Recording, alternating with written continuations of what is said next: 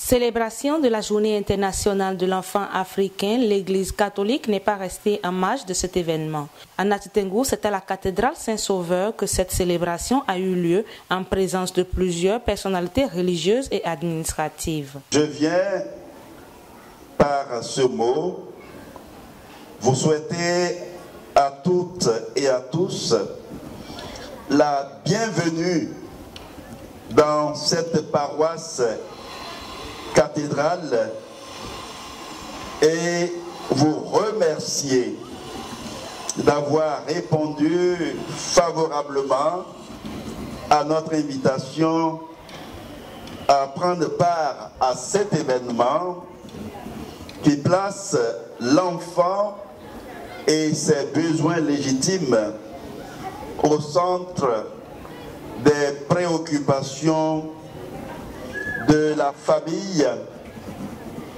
de l'Église, de la nation, de l'État et de toute la communauté internationale. La représentante de l'UNICEF, après avoir rappelé le thème de cette année, a invité tous les acteurs de la protection des droits de l'enfant à réfléchir pour construire un avenir meilleur pour la génération future. Comme nous le savons tous, le 16 juillet de chaque année, l'Afrique célèbre ses enfants en souvenir aux enfants massacrés à Soweto en 1976.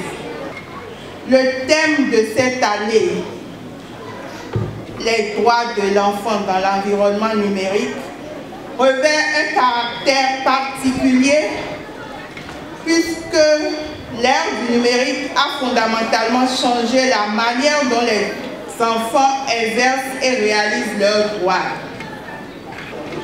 C'est donc l'occasion pour tous, acteurs de protection des droits de l'enfant, éducateurs, parents et tout responsable à quelque niveau que ce soit, de réfléchir sur les conditions de vie des enfants et les perspectives nouvelles pour construire un avenir meilleur pour la génération future. L'imam de la mosquée centrale de Nati Tengou ne s'est pas fait compter l'événement. Vous êtes nos espoirs. Tout ce que nous amassons ici comme de bien dans ce monde ne représente absolument rien sans vous.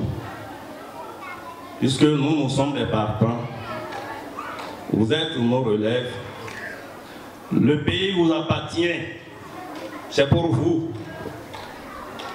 Les places que nous occupons aujourd'hui là vous appartiennent. L'aumônier sectoriel du MADEB, quant à lui, a mis un accent particulier sur les maux auxquels l'enfance africaine est exposée. Nous sommes rassemblés pour célébrer l'enfant béninois dans cette identité réelle d'Africains constamment fragiles. L'enfant africain est capital, même si tout le contour qu'il accueille est incertain. L'univers africain ne se conçoit pas sans enfants.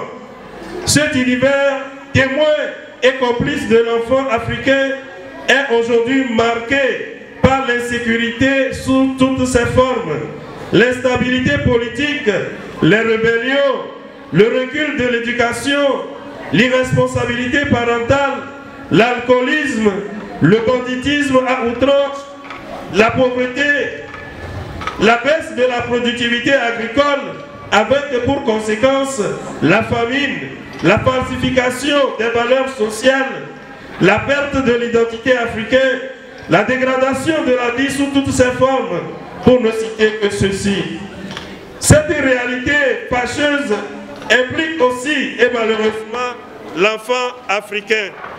Pour la représentante de ces âmes innocentes, c'est l'occasion de témoigner sa gratitude au nom de tous les enfants du monde. Nous voulons dire nos reconnaissances les plus sincères.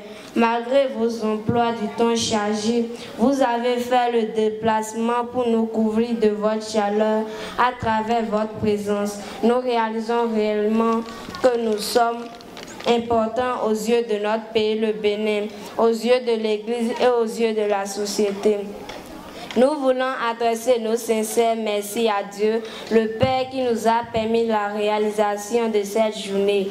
Chaque enfant qu'on enseigne est un homme qu'on gagne. L'évêque de Nati Tengou, dans un langage des enfants, les a envoyés faire du bien à tout le monde et le mal à personne. Grandir pour faire grandir les autres. Répétez. Grandir pour faire grandir les autres. Encore plus fort. Grandir pour faire grandir les autres. On ne grandit pas pour piétiner les autres. On ne grandit pas pour piétiner les autres. Voilà. Et quand on est grand, c'est pour faire du bien. Vous avez compris? Le mal à personne. Le bien à tout le monde. Le mal à personne. Le bien à tout le monde. Le mal à personne. Le bien à tout le monde. Le mal à personne.